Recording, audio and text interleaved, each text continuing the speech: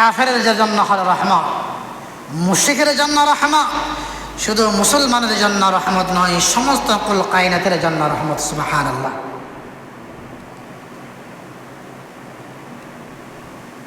বেহেশতের প্রতিটি কণায় কণায় পাতায় পাতায় আল্লাহ রাসূল সাল্লাল্লাহু আলাইহি ওয়াসাল্লামের নামকে আল্লাহ তাআলা লিখে দিয়েছেন। সুবহানাল্লাহ।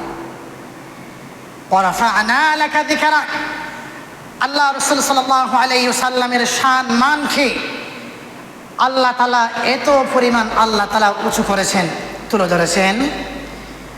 বলা হয় দেখে আল্লাহ তাআলার ওয়াহদানিয়তের এরিয়া যতটুকু, আল্লাহ রাসূল সাল্লাল্লাহু আলাইহি ওয়াসাল্লামের রাসালাতের এরিয়া হলো ততটুকু। সুবহানাল্লাহ, সুবহানাল্লাহ, সুবহানাল্লাহ। আমরা জানি আদম আলাইহিস সালামের তওবা আল্লাহর দরবারে কবুল হয়েছেন আল্লাহ রাসূল সাল্লাল্লাহু আলাইহি ওয়াসাল্লামের উসিলা দিয়ে দোয়া করার কারণে। আল্লাহ রাসূলকে আল্লাহ তাআলা এত পরিমাণ আল্লাহ তাআলা ভালোবাসেন, এই জন্য আল্লাহ বলেন কি, কুল ইয়া আইয়ুহান নাস ইন্নী রাসূলুল্লাহি ইলাইকুম জামিআ, হে রাসূল আপনাকে নির্দিষ্ট এলাকার জন্য, নির্দিষ্ট মানুষের জন্য প্রেরণ করা হচ্ছে না, বরং সমগ্র জাতির জন্য, সমস্ত সৃষ্টির জন্য আপনাকে দুনিয়ার মধ্যে পাঠানো হচ্ছে। সুবহানাল্লাহ, সুবহানাল্লাহ। প্রিয় হাজিরিন, তাহলে আসুন আল্লাহ রাসূল সাল্লাল্লাহু আলাইহি ওয়াসাল্লামের বিভিন্ন বৈশিষ্ট্য, আল্লাহ রাসূল সাল্লাল্লাহু আলাইহি ওয়াসাল্লামের চলাফেরা, আল্লাহ রাসূল সাল্লাল্লাহু আলাইহি ওয়াসাল্লামের কথাবার্তা, আল্লাহ রাসূল সাল্লাল্লাহু আলাইহি ওয়াসাল্লামের পবিত্র শরীর মুবারক, আল্লাহ রাসূল সাল্লাল্লাহু আলাইহি ওয়াসাল্লামের পবিত্র জুবান মুবারক, হাত মুবারক, প্রতিটি বিষয়ের কথা আল্লাহ তাআলা কোরআন মাজিদের মধ্যে আল্লাহ তাআলা উল্লেখ করেছেন। সুবহানাল্লাহ, সুবহানাল্লাহ। আল্লাহ রাসূলের হাসি কেমন ছিল, আল্লাহ রাসূলের স্ত্রী কয়জন ছিল, চলাফেরা কেমন ছিল, তিনি কি খাইতে বেশি পছন্দ করতেন, সব কিছু হাদিস শরীফের মধ্যে আল্লাহ রাসূল সাল্লাল্লাহু আলাইহি ওয়াসাল্লাম উল্লেখ করে দিয়েছেন। প্রিয় হাজিরিন, আল্লাহ রাসূল সাল্লাল্লাহু আলাইহি ওয়াসাল্লামের পবিত্র গাম মুবারক আমাদের শরীর থেকে যখন আমরা গামিয়ে যাই, যখন শরীর ভিজে যায়, অতি মাত্রা গরম পড়ার কারণে যখন শরীর ভিজে যায়, গাম আসে, তখন আমাদের শরীর থেকে গন্ধ আসে। কি আসে ভাই? গন্ধ আসে। আল্লাহ রাসূল সাল্লাল্লাহু আলাইহি ওয়াসাল্লাম যখন মাঝে মধ্যে তিনি গামিয়ে যাইতেন, আম্মাদান আয়েশা সিদ্দিকা রাদিয়াল্লাহু তাআলা আনহা বলেন, আমি আল্লাহ রাসূল সাল্লাল্লাহু আলাইহি ওয়াসাল্লামের শরীর থেকে গামগুলোকে আমি শিশির মধ্যে আমি বড় রাখতাম, শিশির মধ্যে আমি বড় রাখতাম। যখন বিভিন্ন সুন্দর সুন্দর আয়োজন হইত, ঈদের দিনে বিভিন্ন সুন্দর অনুষ্ঠানের মধ্যে আল্লাহ রাসূল সাল্লাল্লাহু আলাইহি ওয়াসাল্লামের পবিত্র গামগুলো আমরা আতর হিসাবে আমরা ব্যবহার করতাম। সুবহানাল্লাহ, সুবহানাল্লাহ। এত পরিমাণ সুগন্ধি ছিল, এত পরিমাণ সুগন্ধি ছিল, এটি একমাত্র রাসূল ছাড়া কোনোদিন নাই, সম্ভব না। আমাদের শরীর থেকে গাম আসে, গন্ধ আসে, আল্লাহ রাসূল সাল্লাল্লাহু আলাইহি ওয়াসাল্লামের শরীর থেকে কোনো অবস্থাতে গন্ধ আসে না, গন্ধ আসে না। আল্লাহ রাসূল সাল্লাল্লাহু আলাইহি ওয়াসাল্লাম প্রস্রাব করবেন, পায়খানা করবেন, জমিন আল্লাহর দরবারে আকাঙ্ক্ষা করতো, আল্লাহ এই মল মূত্র যেন এগুলো আমাদের পেটের ভিতরে আসে, আমাদের পেটের ভিতরে আসে। আল্লাহ রাসূল সাল্লাল্লাহু আলাইহি ওয়াসাল্লামকে আল্লাহ তাআলা এত পরিমাণ ভালোবাসতেন। আল্লাহ রাসূল সাল্লাল্লাহু আলাইহি ওয়াসাল্লাম তিনি ধীরে ধীরে তিনি কথা বলতেন, এই কথাও হাদিস শরীফের ভিতরে উল্লেখ আছে। আল্লাহ রাসূল সাল্লাল্লাহু আলাইহি ওয়াসাল্লাম বেশি সুন্দর ছিলেন, এত পরিমাণ সুন্দর ছিলেন, কোনো ব্যক্তি যদি আল্লাহ রাসূল সাল্লাল্লাহু আলাইহি ওয়াসাল্লামকে একবার দেখত, তার দিলের ভিতরে দ্বিতীয়বার আবার দেখার জন্য আগ্রহ তৈরি হইত। ওমা আরসালনাকা ইল্লা রাহমাতাল লিল আলামিন। আল্লাহ রাসূল সাল্লাল্লাহু আলাইহি ওয়াসাল্লামের পবিত্র শরীর মুবারক এত পরিমাণ সুন্দর ছিল। আল্লাহ রাসূল সাল্লাল্লাহু আলাইহি ওয়াসাল্লামের চুলগুলো এত সুন্দর ছিল। আল্লাহ রাসূল সাল্লাল্লাহু আলাইহি ওয়াসাল্লাম তিনি মাঝে মধ্যে বাবরি সুর রাখতেন, বাবরি সুর রাখতেন। আমাদের আয়েশা সিদ্দিকা রাদিয়াল্লাহু তাআলা আনহা বলেন, আল্লাহ রসুল যখন মাঝে মধ্যে মাথার মধ্যে তৈল ব্যবহার করত, তার চুলগুলো এত পরিমাণ সুন্দর লাগতো।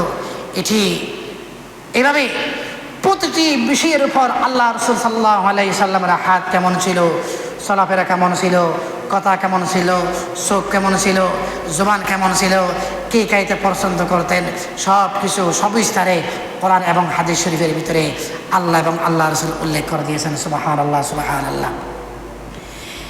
প্রিয় হাজিরিন, আল্লাহ রসুল সাল্লাল্লাহু আলাইহি ওয়াসাল্লামের পিছনে মানুষ মায়ের পেট থেকে জন্ম নেওয়ার পর, একটু খেয়াল করবেন, মায়ের পেট থেকে জন্ম নেওয়ার পর সাথে সাথে শয়তান পিছনে পিছনে লাগা থাকে।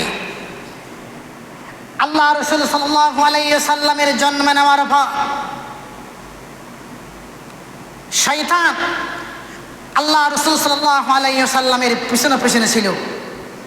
ওই শয়তান আল্লাহ রসুলের পিছনে পিছনে থাকতে আল্লাহ রসুলের তাওয়াজ্জু তার ভিতরে এত পরিমাণ পরিবর্তন এনেছে, সেই ইমানদার হয়ে গেছে। সুবহানাল্লাহ, সুবহানাল্লাহ। এই জন্য হাদিস শরীফের ভিতরে আল্লাহ রসুল সাল্লাল্লাহু আলাইহি ওয়াসাল্লাম বলেছেন, মান রাআনি ফিল মানাম ফাকাদ রাআনি ফাইন্না শাইতান লা ইয়াতামাসসালু বি। শয়তান মানুষের শাকল সূরত ধারণ করতে পারে।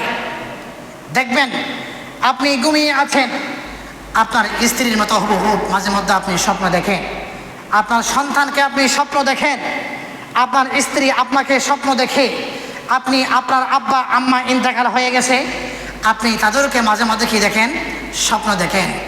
আর আল্লাহ রসুল সাল্লাল্লাহু আলাইহি ওয়াসাল্লাম বলেছেন, কোনো ব্যক্তি যদি আমি রসুলকে স্বপ্ন দেখে, এটি যেন বাস্তব আমি রসুলকে স্বপ্ন দেখেছে। সুবহানাল্লাহ, সুবহানাল্লাহ। লা ইয়াতামাসসালু বি। শয়তান আল্লাহ রসুলের শাকল সূরত ধারণ করতে পারেন না। শয়তান মানুষের রূপ ধারণ করতে পারে, কিন্তু আল্লাহ রসুলের শাকল সূরত রূপ ধারণ করতে পারেন না।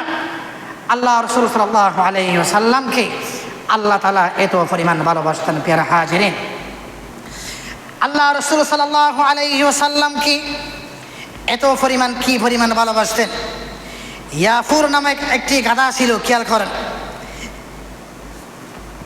ইয়াফুর নামক একটি গাধা ছিল। আল্লাহ রসুল সাল্লাল্লাহু আলাইহি ওয়াসাল্লাম যখন ইন্তেকাল হয়ে গেছেন, খেয়াল করো, আল্লাহ রসুল যখন ইন্তেকাল হয়ে গেছেন, ইয়াফুর নামক গাধা প্রতিনিয়ত আল্লাহর দরবারে কান্নাকাটি করতেছে। গাধা আল্লাহ রসুলের প্রতি এত পরিমাণ আসক্ত ছিল।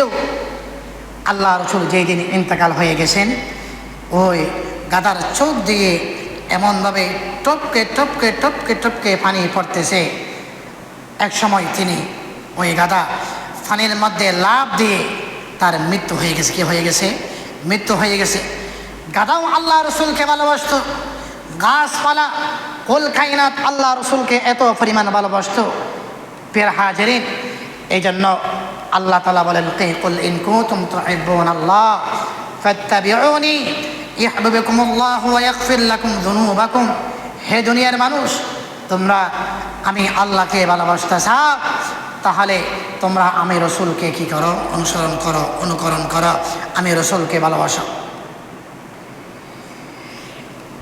এই জন্য ভাইয়ারা আমার, কোরআনে মজিদের আয়াত আল্লাহ তাআলা আল্লাহ রসুলকে এত পরিমাণ ভালোবাসতেন, এত পরিমাণ মহব্বত করতেন। আল্লাহ তাআলা যেই জায়গার মধ্যে তার নাম উল্লেখ করেছেন, পাশাপাশি তার হাবিবের নামও আল্লাহ তাআলা উল্লেখ করেছে। হাদিস শরীফের ভিতরে আছে, কোনো ব্যক্তি যদি আল্লাহর দরবারে দোয়া করে, এই দোয়ার ভিতরে যদি আল্লাহ রসুলের প্রতি কোনো ব্যক্তি দরুদ পাঠ না করে, আল্লাহ রসুলের প্রতি শ্রদ্ধা ভক্তি প্রদর্শন না করে, কোনো অবস্থাতে তার দোয়া আল্লাহর দরবারে কবুল হয় না। কুল ইন কুনতুম তুহিব্বুনাল্লাহা ফাত্তাবিউনি ইউহিব্বুকুমুল্লাহু ওয়া ইয়াগফির লাকুম যুনুবাকুম আল্লাহু গফুরুর রহিম। আল্লাহ তাআলার ঘোষণা হলো, হে দুনিয়ার মানুষেরা রে, তোমরা শোনো, তোমরা যদি আমি আল্লাহকে মহব্বত করতে চাও, আমি আল্লাহর ভালোবাসা তোমরা পাইতে চাও, তাহলে ফাত্তাবিউনি, তোমাদের মাঝে আমার হাবিবকে পাঠানো হলো, অতএব তোমরা আমার হাবিবকে অনুকরণ করো, তাহলে আমি আল্লাহ তোমাদেরকে মহব্বত ভালোবাসব। ফাত্তাবিউনি ইহবিবুকুমুল্লাহ। তারপর আল্লাহ কি বললেন? ওয়াগফির লাকুম, যাদের অন্তরের ভিতরে আল্লাহ রসুলের মহব্বত থাকবে, যারা আল্লাহ রসুলকে অনুকরণ করবে। অনুকরণের কি অর্থ? আল্লাহ রসুল যা বলছেন তা মানা, আল্লাহ রসুল যে বিষয় থেকে নিষেধ করেছেন নিষেধগুলো পালন করা, আল্লাহ রসুল সাল্লাল্লাহু আলাইহি ওয়াসাল্লামের সুন্নতগুলোকে পালন করা, আল্লাহ রসুল সাল্লাল্লাহু আলাইহি ওয়াসাল্লামের সুন্নত অনুযায়ী দাঁড়িয়ে রাখা, আল্লাহ রসুল সাল্লাল্লাহু আলাইহি ওয়াসাল্লামের সুন্নত অনুযায়ী জীবনযাপন করা, আল্লাহ রসুল সাল্লাল্লাহু আলাইহি ওয়াসাল্লামের সুন্নত অনুযায়ী বিবাহ অনুষ্ঠান হওয়া, সব কিছুর ভিতরে যখন নবী সাল্লাল্লাহু আলাইহি ওয়াসাল্লামের সুন্নত পাওয়া যাবে, আল্লাহ রসুল বলেছেন এরাই হলো একমাত্র আল্লাহর মহব্বতের দাবিদার। ফাত্তাবিউনি, আল্লাহ রসুলকে অনুসরণ করা। আল্লাহ রসুলকে কি করা ভাই? অনুসরণ করা। অনুসরণের অর্থই হলো আল্লাহ যা করতে বলেছেন, আল্লাহ রসুল যা করতে বলেছেন তা করা, আল্লাহ রসুল যা থেকে নিষিদ্ধ করেছেন এগুলো কি করা ভাই? বর্জন করা, এগুলো বাদ দিয়ে দেওয়া।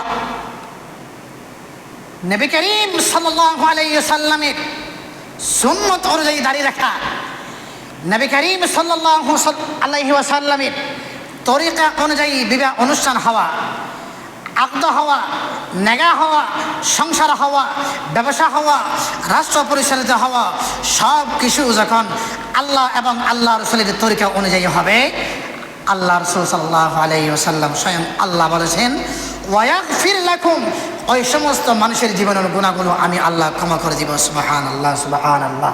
কুল ইন কুনতুম তুহিব্বুনাল্লাহ ফাত্তাবিউনি, যাদের ভিতরে আল্লাহ রসুলের মহব্বত, আল্লাহ রসুলের নমুনা, আল্লাহ রসুলের নিদর্শন, আল্লাহ রসুলের ইশক, এগুলো যাদের অন্তরের ভিতরে থাকবে, হাদিস শরীফের ভিতরে আছে, ওই সমস্ত মানুষগুলোকে আল্লাহ মহব্বত করেন, এমনকি সমস্ত কুল কায়নাত পর্যন্ত তাদের দিলের ভিতরে আল্লাহ তাআলা তাদের ভিতরে আল্লাহর ডর এবং আল্লাহ রসুলের ডর তাদের ভিতরে ঢুকিয়ে দেন। সুবহানাল্লাহ, সুবহানাল্লাহ, সুবহানাল্লাহ।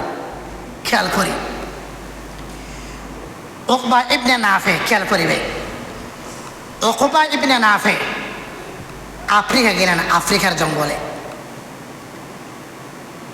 উকবা ইবনে নাফে যখন আফ্রিকা গেলেন, একটি সাহাবা কেরামের জামা থাকার কোনো স্থান ছিল না, তারা জঙ্গলের মধ্যে চলে গেলেন, জঙ্গলের মধ্যে চলে গেলেন। চলে যাওয়ার পর তারা তথ্য অনুযায়ী তারা বুঝলেন এই জঙ্গলের ভিতরে বিষাক্ত সাপ, বিচ্ছু, বিভিন্ন খারাপ খারাপ জিনিসগুলো এই জঙ্গলের মধ্যে কি করে ভাই? বসবাস করে। উকবা ইবনে নাফে ওই সমস্ত জীব জন্তুদের উদ্দেশ্য করে উকবা ইবনে নাফে তিনি বলতেছেন কি, আইয়াতুহাল হাশারা ওয়াস সিবা, হে জঙ্গলের প্রাণী তোমরা শোনো, নাহনু আসহাবু রাসূলুল্লাহ সাল্লাল্লাহু আলাইহি ওয়াসাল্লাম, আজকে আমরা অর্থাৎ আল্লাহ রসুল সাল্লাল্লাহু আলাইহি ওয়াসাল্লামের সাহাবাদের জামাত আজকে এই জঙ্গলের মধ্যে রাত্রে যাপন করবে, অবস্থান করবে। এই জঙ্গলের মধ্যে যদি কোনো বিষাক্ত সাপ, বিচ্ছু কিংবা বাঘ ইত্যাদি যদি তোমরা এই জঙ্গলের মধ্যে তোমরা থাকো, আমরা আল্লাহ রসুলের সাহাবী, আমরা আজকে এই রাতের মধ্যে আমরা এখানে অবস্থান করব, তোমরা জঙ্গল থেকে ছেড়ে দাও। ওই প্রাণীগুলো যখন আল্লাহ রসুল সাল্লাল্লাহু আলাইহি ওয়াসাল্লামের নাম শুনলেন, যখন বুঝলেন এরাই হলো আল্লাহ রসুলের সাহাবী, তারা জঙ্গল থেকে দিনে দিনে তারা পালিয়ে চলে গেছে। সুবহানাল্লাহ, সুবহানাল্লাহ, সুবহানাল্লাহ। দেখেন আল্লাহ রসুলের পরিচয় দেওয়ার কারণে ওই জঙ্গল থেকে বিষাক্ত প্রাণী পর্যন্ত তারা চলে গেছে। সুবহানাল্লাহ, সুবহানাল্লাহ, সুবহানাল্লাহ। ওমা আরসালনাকা ইল্লা রাহমাতাল লিল আলামিন। খেয়াল করবেন, আবু জাহালের কাছে যখন আল্লাহ রাসূল সাল্লাল্লাহু আলাইহি ওয়াসাল্লাম দিনের দাওয়াত নিয়ে যখন আল্লাহ রাসূল আবু জাহালের কাছে গেলেন, আবু জাহালকে আল্লাহ রাসূল সাল্লাল্লাহু আলাইহি ওয়াসাল্লাম বলতে লাগলেন, ছাছারে শোনো, আল্লাহ ছাড়া আর কোনো মাবুদ নাই, তোমরা সকলে আল্লাহকে মানো এবং আমি রসুলকে তোমরা স্বীকৃতি প্রদান করো। আবু জাহাল আল্লাহ রসুল সাল্লাল্লাহু আলাইহি ওয়াসাল্লামের সামনে বলতেছেন, ওগো আল্লাহ, আমরা তো দেখতেছি আমাদের বাতিজা মুহাম্মদ সে পাগলের মতো কথা বলে, তার প্রতি নাকি আপনি কোরআন নাজিল করেছেন। আল্লাহর দরবারে আবু জাহাল বলে, ওগো আল্লাহ, মুহাম্মদের কথা যদি সত্য হয় তাহলে আপনি আমাদের প্রতি আযাব নাজিল করুন। খেয়াল করেন, আবু জাহালের উদ্দেশ্য হলো আল্লাহ রাসূল সাল্লাল্লাহু আলাইহি ওয়াসাল্লাম তাদের মাঝে বড় হয়েছে, সে কোনো অবস্থাতে নবী হতে পারে না। নবী যদি হয় এলাকার মধ্যে সবচেয়ে ধনী ব্যক্তি নবী হবে। মুহাম্মদ গরিব অসহায়, কোনো অবস্থাতেই নবী হতে পারে না। এই জন্য আল্লাহর দরবারে আরজি পেশ করো আবু জাহাল। খেয়াল করবেন, এলাকা কোনো কৃষকের ছেলে যদি অফিসার হয়, কোনো কৃষকের ছেলে যদি গরিব মানুষ, অসহায় মানুষ, ক্ষেতের মধ্যে কাজ করে, রিক্সা চালায়, এরকম কোনো ব্যক্তির সন্তান যদি কি হয় বিসিএস ক্যাডা, বড় অফিসার এমন হয়, দেখবেন এলাকার কোনো কিছু মানুষের ভিতরে হিংসা আসবে, আর কিছু মানুষ এগুলো মেনে নেবে। মেনে নেবে। যদি আলোচনা হয় অমুক কৃষকের সন্তান, রিক্সাওয়ালার সন্তান অফিসার হয়ে গেছে, বিসিএস ক্যাডার হয়ে গেছে, এলাকার অনেক মানুষ এগুলো মানতে চাইবে না, কারণ তার দিলের ভিতরে হিংসা তৈরি হবে। আল্লাহ রাসূল সাল্লাল্লাহু আলাইহি ওয়াসাল্লাম যখন নিজের পরিচয় দিলেন রাসূল হওয়া, আল্লাহর ওয়াহদানিয়তের পরিচয় আবু জাহালের কাছে দিলেন, আবু জাহাল মানতে চায় না। আবু জাহাল আল্লাহর দরবারে বলে, ওগো আল্লাহ, খেয়াল করবেন, আবু জাহাল কাফের হইলেও আল্লাহ যে সত্য এটি সে দিলের ভিতরে কি রাখতে ভাই, বিশ্বাস রাখতো। কোরআন মাজিদের আয়াত, ওয়ালা ইন সাআলতাহুম মান খালাকাস সামাওয়াতি ওয়াল আরদ লায়াকুলুন্না আল্লাহ। কাফেররা আল্লাহকে না মানলেও তারা আসমান এবং জমিনের মালিক আমার আল্লাহ তারা বিশ্বাস করত।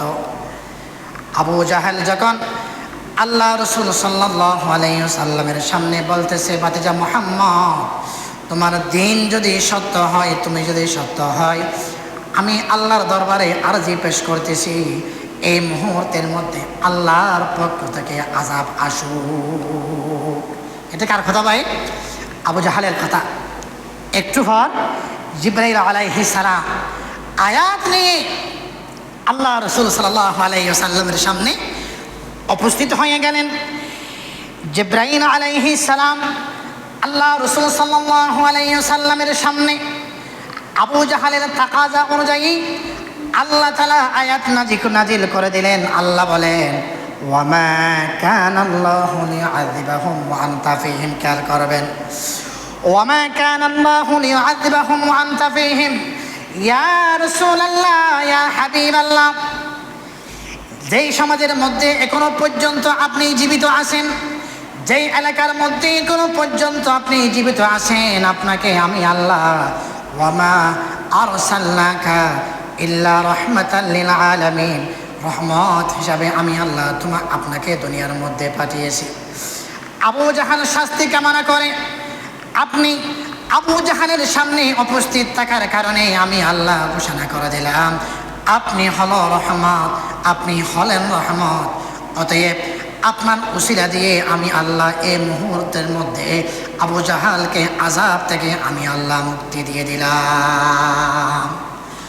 ওয়ামা কানাল্লাহু লিয়াযিবাহুম ওয়া আনতা ফীহিম ইয়া রাসূলুল্লাহ ইয়া হাবিবাল্লাহ, আমি চাইলে এই মুহূর্তের মধ্যে আযাব নাজিল করতে পারতাম, যেহেতু আপনি হলেন রাহমাতুল লিল আলামিন, ওই সমাজের মধ্যে এখনো পর্যন্ত জীবিত আছেন, এই জন্য আমি আল্লাহ আযাবকে কি করে দিলাম, বন্ধ করে দিলাম।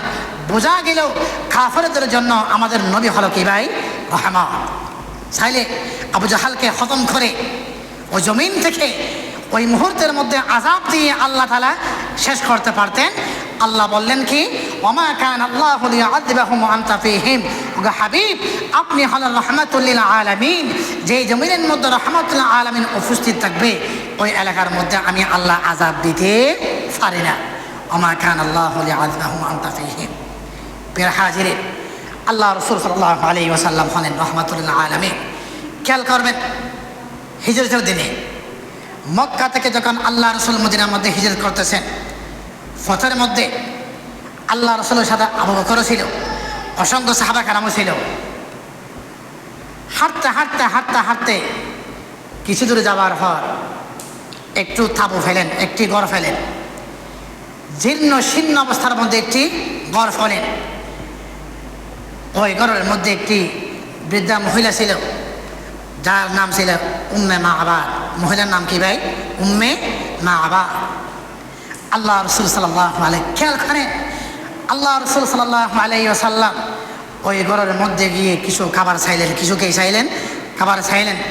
বললেন, মা আমরা তো মক্কা থেকে হিজরত করে মদিনায় চলে যাচ্ছি, আমাদের খাবার নাই, যদি পারেন আপনি আমাদেরকে কিছু খাবারের ব্যবস্থা করে দেন। উম্মে মা'বাদ বলেন, হে বৎস শোনো, আমাদের ঘরের মধ্যে খাবার বলতে কিছুই নাই। ওই জায়গার মধ্যে একটি দুর্বল একটি ছাগল দেখা যায়, চাইলে আপনারা ওখান থেকে চাইলে কিছু নিতে পারেন, কিছু নিতে পারেন। আল্লাহ রাসূল সাল্লাল্লাহু আলাইহি ওয়াসাল্লাম বললেন, না আপনি কোনো টেনশন করবেন না, যদি আপনি অনুমতি দেন ইনশাআল্লাহ আল্লাহ চাহে তো ওই ছাগল থেকে আল্লাহ তাআলা আমাদের জন্য দুধের ব্যবস্থা করে দিবেন। সুবহানাল্লাহ, সুবহানাল্লাহ। আল্লাহ রাসূল সাল্লাল্লাহু আলাইহি ওয়াসাল্লাম পবিত্র হাত মুবারক দেখেন, আল্লাহ রাসূল সাল্লাল্লাহু আলাইহি ওয়াসাল্লামের পবিত্র হাত মুবারক যখন ওই দুর্বল ছাগলের দুধের উপর, উলানের উপর আল্লাহ রাসূল হাত রাখলেন, একটু পরে দেখলেন বৃষ্টির মতো করে দুধের উলান থেকে টপকে টপকে টপকে দুধ পড়তেছে। সুবহানাল্লাহ, সুবহানাল্লাহ, সুবহানাল্লাহ। আল্লাহ রাসূল সাল্লাল্লাহু আলাইহি ওয়াসাল্লাম ওই ছাগল থেকে দুধ খেলেন, নিজেও খেলেন, সাহাবীদেরকে খাওয়ালেন। খাওয়ার পর আল্লাহ রাসূল বললেন, মা একটি পাত্র নিয়ে আসেন, যদি আপনার ঘরের মধ্যে কোনো ব্যক্তি থাকে তাদের জন্য আপনি এখান থেকে দুধ নেন, দুধ নেন।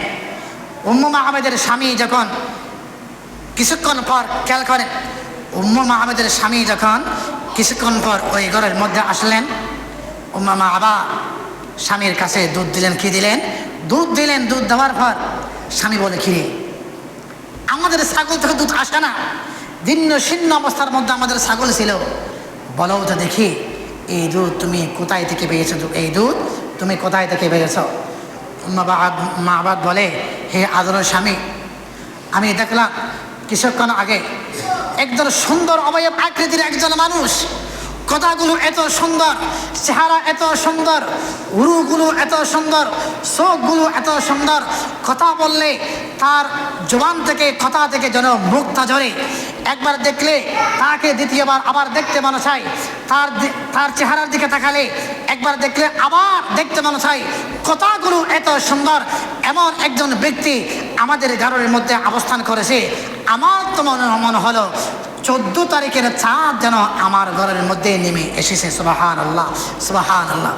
কথাগুলো এত সুন্দর, জবান এত সুন্দর, চোখ এত সুন্দর, কথা বললে যেন তার মুখ দিয়ে কি বের হয়, কথা বললে যেন তার মুখ দিয়ে মুক্তা বের হয়, এমন একজন ব্যক্তি আমাদের ঘরের মধ্যে অবস্থান করেছে। ওই ব্যক্তি যখন তার হাত যখন আমাদের ছাগলের উলানের মধ্যে রাখলো, অটোমেটিকলি আমি দেখতে পেলাম ওই ছাগল থেকে দুধ আসতে শুরু করলো, দুধ আসতে শুরু করলো। স্বামী বুঝতে পারলেন তিনি হলেন মুহাম্মদুর রাসূলুল্লাহ সাল্লাল্লাহু আলাইহি ওয়াসাল্লাম।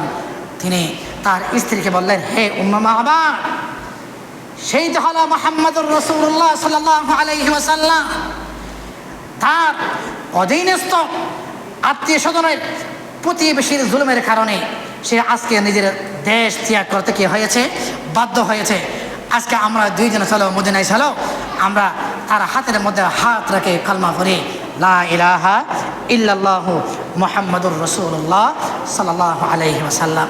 আল্লাহ রসুলকে ভালোবাসা, আল্লাহ রসুলকে মহাব্বত খারা, আল্লাহ রসুলের মহাব্বত দিলের ভিতরে তৈরি করা, আল্লাহ রসুলের মহাব্বত দিলের ভিতরে তৈরি করা। প্রিয় হাজিরিন, উহুদের ময়দানে একটি খেয়াল করবেন, উহুদের ময়দানে ৭০ জন সাহাবী শহীদ হয়ে গেছেন। খেয়াল করুন, ৭০ জন সাহাবী শহীদ হয়ে গেছেন। একজন আনসারী মহিলা শয়তান এই দিকে আওয়াজ ছড়িয়ে দিচ্ছে, আল্লাহ রসুল দুনিয়া থেকে ইন্তেকাল হয়ে গেছে। এই মিথ্যা সংবাদ যখন শয়তান এলাকার মধ্যে প্রচার করতেছে, আনসারী মহিলা আল্লাহ রসুল সাল্লাল্লাহু আলাইহি ওয়াসাল্লামকে তালাশ করার জন্য তিনি বের হয়ে গেলেন। আনসারী মহিলা বের হওয়ার পর একজন ব্যক্তির সাথে সাক্ষাৎ হয়। আনসারী মহিলা বলে, হে ভাই, শুনে কি আল্লাহ রসুল নাকি দুনিয়া থেকে ইন্তেকাল হয়ে গেছে? ওদের শোনো, আল্লাহ রসুলের কথাবাদ, আপনার স্বামী ইন্তেকাল হয়ে গেছে। ওই মহিলা বলে, ইন্না লিল্লাহ। আর একটু যাবার পর আবার একজন ব্যক্তির সাথে সাক্ষাৎ হয়। তিনি জানতে চাইলেন আল্লাহ রসুল সাল্লাল্লাহু আলাইহি ওয়াসাল্লাম কোথায় আছেন? ওই ব্যক্তি বলে, আপনার ভাই ইন্তেকাল হয়ে গেছে। তিনি আরো একটু সামনে গেলেন, আনসারী মহিলা আরেকজন ব্যক্তির সাথে সাক্ষাৎ হয়ে গেছে। ওই ব্যক্তি বলে, আপনার সন্তান কি হয়ে গেছে? শহীদ হয়ে গেছে। তিনি বলেন ইন্না লিল্লাহ, তিনি বলেন ইন্না লিল্লাহ। শেষমেশ তিনি বলেন, আল্লাহ রসুল সাল্লাল্লাহু আলাইহি ওয়াসাল্লাম কোথায় আছে? আপনারা আমাকে একটু তথ্য দিন। শয়তান প্রচার করে দিয়েছে কি উহুদের ময়দানে আল্লাহ রসুল শহীদ হয়ে গেছে। আসলে কি হয় নাই? শহীদ হয় নাই। শহীদের এই মিথ্যা সংবাদ যখন মদিনার অলিতে গলিতে প্রচার হয়ে গেল, ওই মহিলার স্বামী ইন্তেকাল হয়ে গেছে, ভাই ইন্তেকাল হয়ে গেছে, ভাই শহীদ হয়ে গেছে, সন্তান শহীদ হয়ে গেছে। তিনি সন্তানের জন্য আফসোস করে না, নিজের স্বামীর জন্য আফসোস করে না, ভাইয়ের জন্য আফসোস করে না। ওই মহিলা তালাশ করতেছে কাকে? ভাই আল্লাহ রসুল সাল্লাল্লাহু আলাইহি ওয়াসাল্লামকে। তিনি যখন খবর পাইলেন আল্লাহ রসুল ওই জায়গার মধ্যে অবস্থান করতেছে, তিনি আল্লাহ রসুলকে দেখার সাথে সাথে তিনি বলে উঠলেন, ইয়া রাসূল আল্লাহ, ইয়া হাবিব আল্লাহ, কুল্লু মুসিবাতিন বাদাকা জালাল। ইয়া রাসূল আল্লাহ, ইয়া হাবিব আল্লাহ, আপনাকে দেখার সাথে সাথে আমার দিলের সমস্ত পরেশানি দূর হয়ে গেছে। সুবহানাল্লাহ, সুবহানাল্লাহ। লা ইউমিনু আহাদুকুম হাত্তা আকুনা আহাব্বা ইলাইহি মিন ওয়ালিদিহি ওয়া ওয়ালাদিহি ওয়ান নাসি আজমাইন। হাদিস শরীফের ভিতরে আল্লাহ রাসূল সাল্লাল্লাহু আলাইহি ওয়াসাল্লাম বলেছেন, হে দুনিয়ার মানুষ, আপনার অন্তরের ভিতরে, আমার অন্তরের ভিতরে সন্তানের চেয়ে, স্ত্রীর চেয়ে, সম্পদের চেয়ে যদি আল্লাহ রাসূলের মহাব্বত বেশি না হয়, সে কোনো অবস্থাতে কামেল মুমিন হতে পারে না। ফাত্তাবিউনি, আল্লাহ রসুলকে কি করা ভাই? অনুসরণ করা। আল্লাহ রসুলকে ভালোবাসা, আল্লাহ রসুলকে অনুসরণ করা। অনুসরণের অর্থ কি? আল্লাহ রসুলের মতো দাঁড়িয়ে রাখা। আল্লাহ রসুলের মতো কি রাখা ভাই? দাঁড়িয়ে রাখা। আমরা অনেক সময় বিভিন্ন জায়গা ঘরের মধ্যে যাই, দেখবেন আমাদের এই সমাজ থেকে, এলাকা থেকে দস্তরখানাতে সুন্নত এটি উঠে গেছে। অনেকের ঘরের মধ্যে দস্তরখানা নাই, কি নাই? ঠিক না ভাই? দস্তরখানা কি জিনিস অনেক ছেলে সন্তানরা বুঝিও না, সন্তানরা বুঝিও না। ফাত্তাবিউনি, আল্লাহ রসুলের সুন্নতকে অনুসরণ করা। হাদিস শরীফের ভিতরে আছে, যে ব্যক্তি যত পরিমাণ আল্লাহ রসুলেরকে অনুসরণ করবে, মহব্বত করবে, আল্লাহ রসুলের সুন্নত জিন্দা করবে, সে তত বড় সুন্নি, সে তত বড় কি ভাই? সুন্নি। রসুলের অনুসরণ নাই, অনুকরণ নাই। বিবাহ অনুষ্ঠানগুলো হিন্দুর অনুষ্ঠানের মতো কি ভাই? বর্তমান যে বিবাহ অনুষ্ঠানগুলো হয়, কি আপনার দিল থেকে অন্তরের মধ্যে হাত দিয়ে বলতে পারবেন আপনার সন্তানের বিবাহ, আপনার ছেলের বিবাহ, আপনার ভাইয়ের বিবাহ, নিজের বিবাহ, যে কালচারগুলো আমাদের সমাজের মধ্যে হয়, এগুলো কি আসলে রসুলের সুন্নত অনুযায়ী বিবাহ হয়? রসুলের সুন্নত অনুযায়ী বিবাহ হয়? প্রিয় হাজিরিন, রসুলের সুন্নত অনুযায়ী বিবাহ অনুষ্ঠানগুলো না হওয়াতে তালাকের পরিমাণ বেশি, তালাকের পরিমাণ বেশি। এই জন্য ভাই রন্দে রন্দে যে কোনো জায়গার মধ্যে আল্লাহ রসুল সাল্লাল্লাহু আলাইহি ওয়াসাল্লামের সুন্নাহকে কী করা ভাই? জিন্দা করা। রসুলের সুন্নতকে কী করা ভাই? জিন্দা করা। খেয়াল করবেন, আব্দুল্লাহ ইবনে আব্বাস রাদিয়াল্লাহু তাআলা আনহু তিনি মক্কা থেকে মদিনা যাচ্ছে।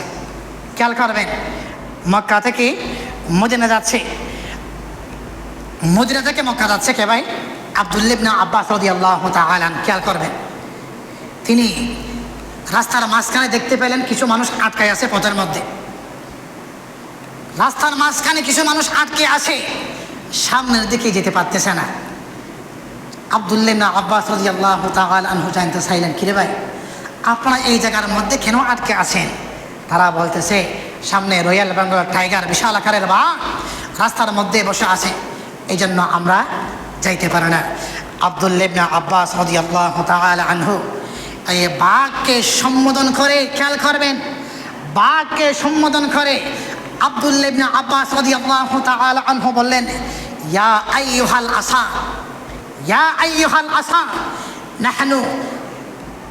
নাহনু আসহাবু রাসূলুল্লাহ সাল্লাল্লাহু আলাইহি ওয়াসাল্লাম। হে বাঘ শোনো, আমরা হলাম আল্লাহ রসুল সাল্লাল্লাহু আলাইহি ওয়াসাল্লামের সাহাবী। আল্লাহ রসুলের যখন পরিচয় দিয়ে দিলেন, বাঘ নিজের মাথাকে আব্দুল্লাহ ইবনে আব্বাসের পায়ের নিচের মধ্যে এইভাবে ঝুঁকাই দিলেন। সুবহানাল্লাহ, সুবহানাল্লাহ। আব্দুল্লাহ ইবনে আব্বাস রাদিয়াল্লাহু তাআলা আনহু বাঘের কান ধরলেন, বললেন, সমস্ত মানুষকে রাস্তা পার করিয়ে দিলেন। এটি হলো আল্লাহ রসুল সাল্লাল্লাহু আলাইহি ওয়াসাল্লামের বড় মুআজিজা। আল্লাহ রসুল সাল্লাল্লাহু আলাইহি ওয়াসাল্লামের বড় মুআজিজা। একজন ব্যক্তি উহুদের প্রাঙ্গণে আল্লাহ রসুল সাল্লাল্লাহু আলাইহি ওয়াসাল্লাম শরীরের মধ্যে আঘাত পেলেন। খেয়াল করবেন, আঘাত ফেললেন, তীর মুখের মধ্যে আটকে আছে। আবু বকর সিদ্দিক রাদিয়াল্লাহু তাআলা আনহু এই দৃশ্য দেখে দৌড়াই আসলেন। আরেকজন সাহাবী দৌড়াই আসলেন, বললেন, ইয়া রাসূলুল্লাহ, ইয়া হাবিবাল্লাহ, আপনার এই শরীরের মধ্যে আঘাত দেখতেছি।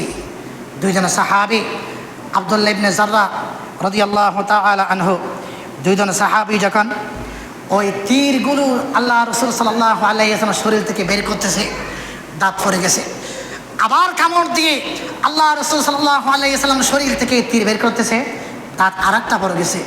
একটু পর ওই কত স্থান থেকে বারবার রক্ত আসতেছে। আরেকজন সাহাবী আল্লাহ রসুল সাল্লাল্লাহু আলাইহি ওয়াসাল্লামের শরীর থেকে রক্তগুলো জিহ্বা দিয়ে আস্তে আস্তে খেতে শুরু করলো। আল্লাহ রসুল সাল্লাল্লাহু আলাইহি ওয়াসাল্লাম বলেন, লান তামাসসাকান নার, তার শরীরের ভিতরে আমি মুহাম্মাদুর রাসূলুল্লাহ সাল্লাল্লাহু আলাইহি ওয়াসাল্লামের পবিত্র রক্ত থাকবে, তার শরীরখানা কোনো অবস্থাতে জাহান্নামের মধ্যে জ্বলবে না। সুবহানাল্লাহ, সুবহানাল্লাহ। কুল ইন কুনতুম তুহিব্বুনাল্লাহ ফাত্তাবিউনি ইউহিব্বুকুমুল্লাহ ওয়া ইয়াগফির লাকুম যুনুবাকুম। এই জন্য ভাই আল্লাহ রসুলকে ভালোবাসা, আল্লাহ রসুলকে ভালোবাসা, আল্লাহ রসুলের মহাব্বত নিজের দিলের ভিতরে তৈরি করা, আল্লাহ রসুলের মহাব্বত নিজের দিলের ভিতরে তৈরি করা। আমি আবার বলছি, যে ব্যক্তি যত পরিমাণ আল্লাহ রসুলকে অনুসরণ করবে, সুন্নাহ জিন্দা করবে, আপনার সাল সলনের ভিতরে, কথাবার্তার ভিতরে, বিবাহ শাদীর ভিতরে, লেনদেনের ভিতরে, ফসার ভিতরে, আপনার স্ত্রীর ভিতরে, সমাজের ভিতরে, করার ভিতরে আপনি যত পরিমাণ শরীয়তের আমলগুলোকে আপনি জিন্দা করবেন, আপনি তত বড় হলো সুন্নি, তত বড় কী বা সুন্নি। সুন্নিয়ত এগুলো স্লোগানের নাম নয়, এগুলো হলো আমলের নাম। কিসের নাম ভাই? আমলের নাম। আজকে আমাদের সমাজের চিত্র হয়ে গেছে কি? শান্তির হাট বাজার, শান্তির হাট বাজার সব সময় জ্যাম লেগে থাকে। নাম দিয়েছে কিসের হাট ভাই? শান্তির হাট। সব সময় জ্যাম লেগে থাকে। উচিত ছিল নাম দেওয়া কি